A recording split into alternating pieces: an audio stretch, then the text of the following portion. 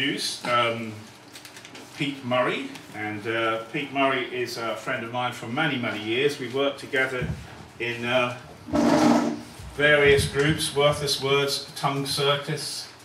Pete is also a sculptor and painter as well as a poet, and so I'll give you Pete Murray, or PR Murray as he styles himself when he's poeticising.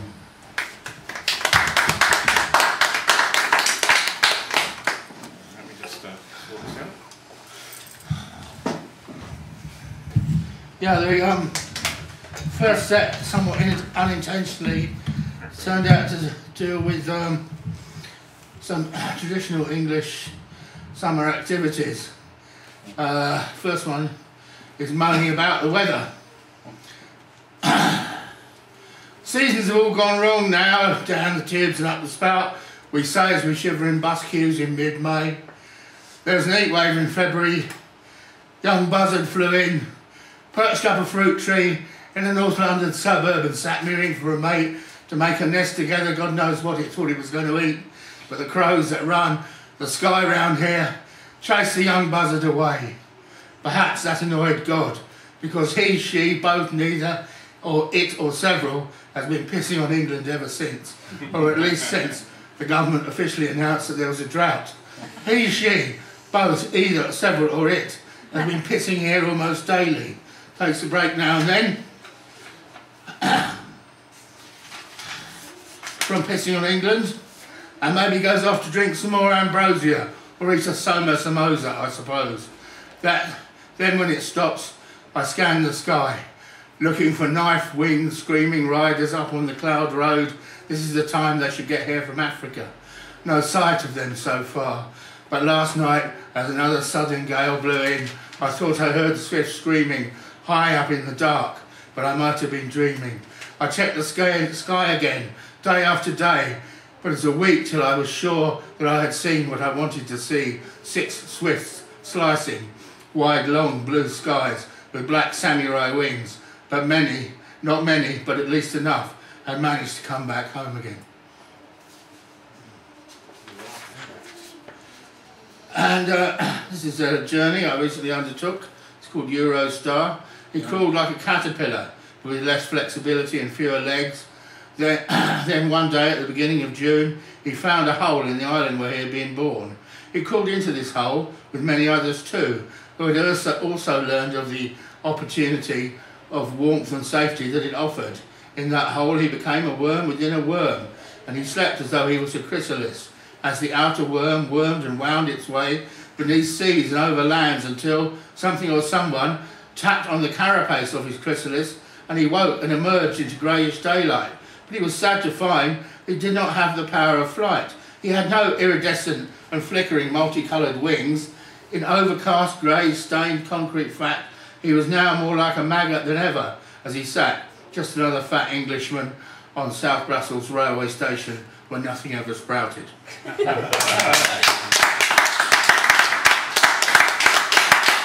And yes, is that we seem to have a birds and fish theme running between, but this is probably because me and Patrick are secret members of an organisation known as the Coalition for Underwater Socialism. And this is one of their songs. Yeah, I'm sorry, I'll criticise myself later. Fish, fish grunt, click, whistle and cough to one another as they swim about, but they are fenced in and fattened up into ape food. But it is wrong to restrain these swimmers, and that is why we make our plea. Hey, fish farmer, let them fish swim free. Let them swim around the world hydrodynamically. It just ain't right, as you must know, to put haddock in a paddock. So let them trout out, let the salmon run free, let the bream beam, let the snappers snap hydrodynamically. No, fish farmer, don't constrain those finny beings. They can do better than be kept in by nets. Yes, these fish got feelings. So, fish farmer, get humane with your cod. Let the players go to every place and let the skate take off. Let the dogfish go dogging around the scallops abode where the congers are all conging, and give the hake a break. Let the eels feel free to go wherever they want, all along the blue whale's road.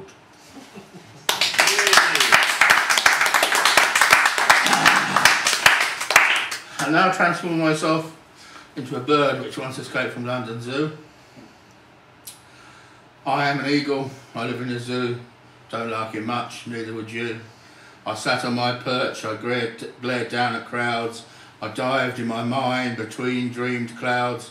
I sat on my perch and I stared at the wall, but I saw a sky with no bars at all. I sat on my perch, I shat on the floor. I tried to imagine what it feels like to soar. Then, God of eagles, may good luck for me. One unlocked moment, enough to fly free. Life without a cage was too short and sweet.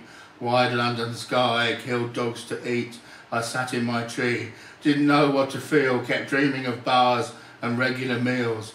I sat in my tree, alone with the sky. I saw a warm cage, I'd no wish to fly. I sat in my tree, I knew I was tamed. I made no move to escape when the dark gun was raised. I am an eagle, I live in a zoo. I don't like it much, neither would you. Right, yes, I'm not an eagle, I have to walk. But the nearest I've got to being an eagle, once upon a time when I could walk a lot more now, is the Downs. And so I wrote a little song about it. I'm going walking up the downs, up the downs, up the downs. I'm going walking up the downs, which are piles of fossilised shrimp shit. Then I'll be looking down on towns, down on towns, down on towns. I'll be looking down on towns because it's a rural idyll. I'm going to puff and I'm going to pant, crawl up the side of a down like an ant on a pile of shrimp shit. I'm going to hear the sheep go bar, the cows go moo, and only see cars as bright flashes from afar, because it's a pathetic illusion that there's any countryside left anywhere in southern England. Because when the song of the ascending lark lights a spark or sticks a spike up on the downs into my heart, I'm just consuming leisure in a park in the city of southern England. So I go off striding up the downs in my hiking gear and the clean air, with my back to the sea, looking down on the town like a clown on a pile of shrimp shit. And what used to happen was I came across my friend Stinky when I came down to the Downs, down on the coast. And there's a little song about my friend Stinky. Stinky the dolphins come to play, he washed up on the beach today, and on the strand he rots away, whiff, whiff, whiff, whiff, Stinky. Stinky the dolphins come to play, he used to frolic in the waves, but that's no way for a corpse to behave, so now he decomposes. He used to click and squeak in the foam, as all around the seas he'd rode, but above the tide line is his new home, he's become a seagull's restaurant. His bones are exposed as he turns to slime. He could outswim the tide, but he couldn't beat time. And as I hold my nose, I wonder when I'm going to be joining Stinky. Lastly, the marching song of one of the constituent organisations of the Coalition for Underwater Socialism, Lobster Liberation Front. Listen, people, don't eat lobsters. You never know where they have been. They have crawled underneath seas and seen things you've never seen. They've seen sharks having a laugh. They've seen a big squid having fun. And they have learned from schools of mackerel beneath the light of a watery sun. Yes, these crustaceans got deep emotions as they crawl on ocean floors.